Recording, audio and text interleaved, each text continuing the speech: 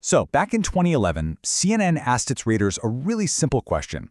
What is the single best food in the entire world? Not just the best food in Asia or Europe, the best food, period. And you know what? The winner wasn't pizza, it wasn't sushi, it wasn't some fancy French dish.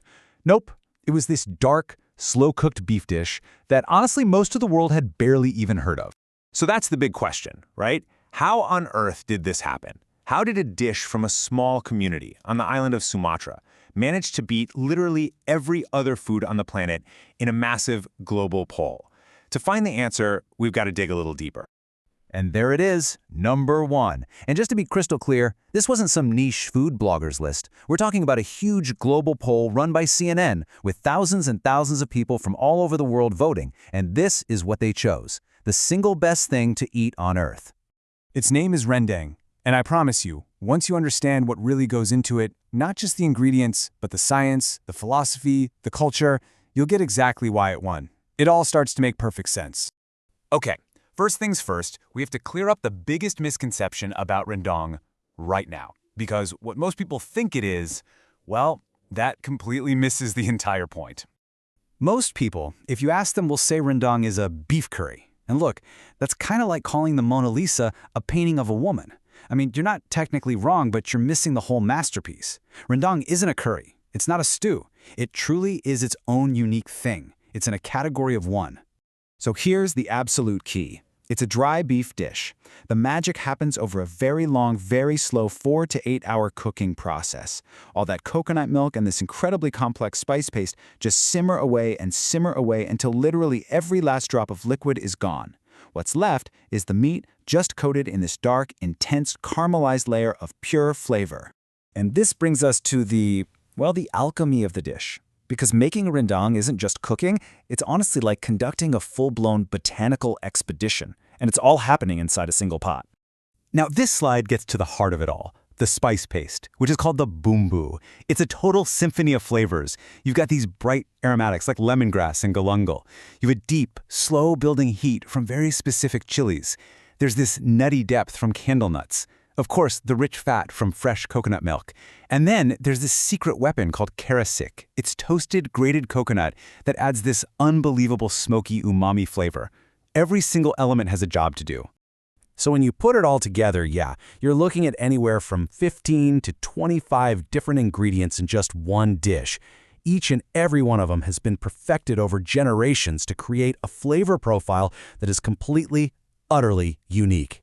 And this is just brilliant. This is the science at work. Over those long hours, 4 key things are happening. First, the tough collagen in the meat melts down into silky gelatin, making it incredibly tender. Second, the coconut oil separates out and basically acts like a magnet, pulling all those amazing fat-soluble flavors out of the spices. Then you get the famous Maillard reaction, which browns the meat and creates hundreds of new flavor compounds. And finally, that toasted coconut, the karasik, caramelizes, adding one last layer of smoky goodness. It's pure food science, perfected not in some lab, but in family kitchens.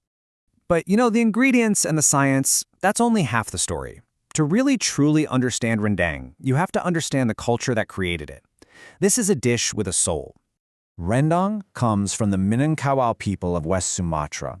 And what's so fascinating about them is they're the world's largest matrilineal society.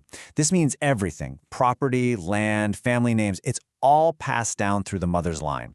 And in this culture, the women are the keepers of the home. And, most importantly, the kitchen. Think about that for a second. Serving someone rendang is a profound act of respect. The unbelievable amount of time and effort it takes to make it properly sends a very, very clear message to the person you're serving it to. It says, you are important. You are worth the time. But there's also a practical genius to it. Because it's cooked until it's completely dry, and because the spices act as natural preservatives, rendang can last for days, sometimes even weeks without any refrigeration. For centuries, it was the original survival food, absolutely perfect for long journeys.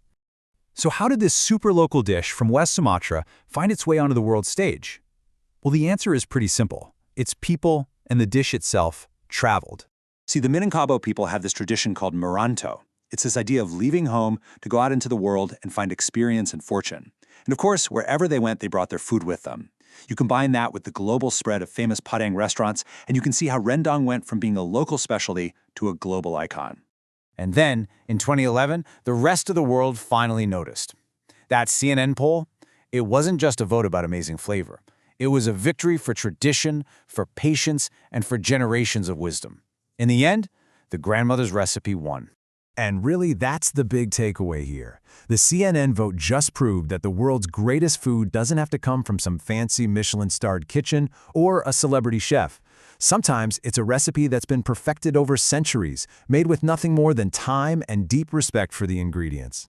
Rendang is proof that some of the highest forms of cooking on the planet have been happening for generations, far, far away from the spotlight. Which leaves us with a really fascinating question to think about. What other masterpieces are out there, just hiding in plain sight?